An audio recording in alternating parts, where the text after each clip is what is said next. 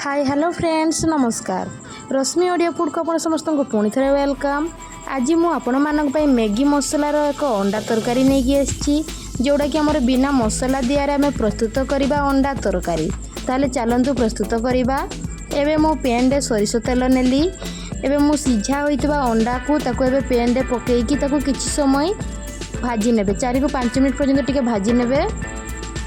एबे सेथिरे लूण अल्प हाफ स्पून रु बहुत कम टिके लंका गुंड राग अनुजाई चिमुटे जीरा गुंड स्वाद अनुसार लूण दे एबे से अंडा गुड़ा को आमे भल भाव में फ्राई करि नबा। भल भाव में गोल्डन ब्राउन हेबा पर्यंत भाजी नेबे। देखंतु अंडा भजा गुड़ी को एबे प्रस्तुत हो गलानी। एबे आमे याकू काढी नबा। एबे आमे ग्रेवी प्रस्तुत करिबा। देखंतु एबे मो पैन रे तेल नउची बिना मसला दियारे आमे किपरि प्रस्तुत करिबा अंडा तरकारी आपण मन निश्चित शेष पर्यंत देखंतु। तेल टिके गरम ही आसिला परे सेथिरे सुखिला लंका तेजपत्र गोटे बड़ प्याज नहींची ताको एबे गोल्डन ब्राउन हेबा पर्यंत भाजी नेबे। देखंतु मो सॉरी एटी वीडियोटी मोर स्किप हो गला टिके एथिरे मु गोटे टमाटो को प्यूरी करिकी नेइथिली। एबे मु रेड कलर रो कैप्सिकम नेइची ताको मध्य से टमाटो प्यूरी रे पकेइकरी 7 ରୁ 8 मिनिट पर्यंत ढांकुनी देई आमे एबे कुक करि नबा। देखंतु हमर कैप्सिकम भी मध्य भल भाव में सिझी आसिलानी। एथिरे अन्य कोनोसी हमर प्याज रसुण रो पेस्ट किंबा कोनोसी ग्रेवी रो पेस्ट कोनोसी लागी नाही। एथिरे हमर खाली टमाटो प्यूरी ही लागी छि एवं जीरा गुंड अल्प लागी छि। एबे हमें जो सिझा बॉयल जो आलू गुडा को रखिथिले ताको एबे हमें पकेइकरी एपट सपोर्ट करी नाड़ी नेबे एवं आवश्यक मुताबक एथिरे पानी देबे। आपण जो हिसाब रे आपण माने ग्रेवी करिवे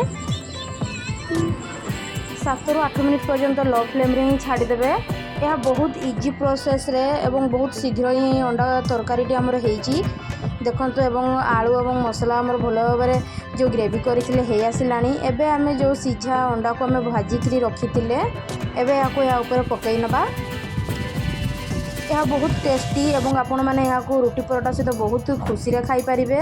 देखंतु एबे याको आपण माने 5 मिनिट पर्यंत टिके लो फ्लेम रे ही याको रेसिपीटी आपण माने लो फ्लेम रे ही करिवे।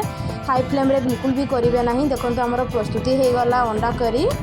याकू टिके अंडा और मसला टिके भेदिबा पई याकू 5 मिनिट पर्यंत लो फ्लेम रे ही छाड़ देबे। देखंतु एबे हमर प्रस्तुति हो गला मैगी मसला रे बहुत कम सामग्री रे घरोई सामग्री सहित हमें प्रस्तुत करले अंडा करी। किपरि आपण मानकू लागिला कमेंट से निश्चित जनइबे। देखो हमर हेई आसीबा परे ऊपर गोटे पैकेट आमे जो मैगी मसला मु आपण मानकू कहितिली एहा होची यार स्पेशल मसला जोड़ा कि मैगी मसला ऊपर पकई नेबे एवं ऊपर गार्निश पाई आपण माने धनिया पत्र किंबा कस्तूरी मेथी किछि भी अवेलेबल थाए पकई पारंती। देखंतु हमर प्रस्तुत हो गला अंडा करी केते चटपटा एवं केते इजी प्रोसेस रे हमर ए रेसिपी प्रस्तुत हो गला। एबे चलंतु एबे याकू सर्व करि नबा। आपण माने देखिकी जानी पारुथिबे केते टेस्टी एवं केते इजी प्रोसेस रे हेची। आपण माने निश्चित घरे घरे प्रस्तुत करंतु एवं किपरि लागिला कमेंट्स रे निश्चित जणाइबे। एवं जो मैंने मो चैनल रे नुआ करी अछंती सब्सक्राइब करि नाहंती से माने सब्सक्राइब करि नियंतु एवं पाखरे थिबा बेल आइकन भी मध्य मारि दियंतु। Thank you friends bye.